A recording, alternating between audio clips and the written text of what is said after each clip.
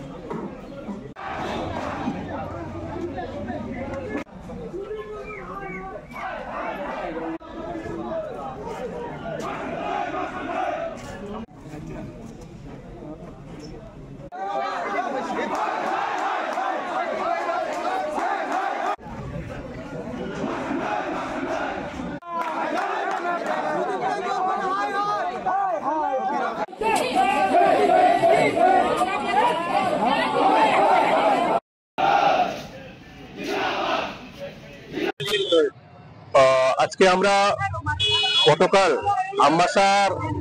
Ambassa town হলে কংগ্রেসের বিধায়ক সুদীপ রায় বর্মন ওনার বাসরে উনি আদিবাসী অথবা জনজাতিদের যে কটাক্ষ করেছেন এবং অসাংবিধানিক শব্দ প্রয়োগ করে আমাদের জনজাতিদেরকে অপমান করেছেন। উনি শুধু বিজেপির জনজাতি না, উনি সমস্ত জনজাতি, ত্রিপুরাবাসী জনজাতি এবং ভারতবর্ষের সমস্ত জনজাতি আদিবাসীকে উনি অপমান করেছেন।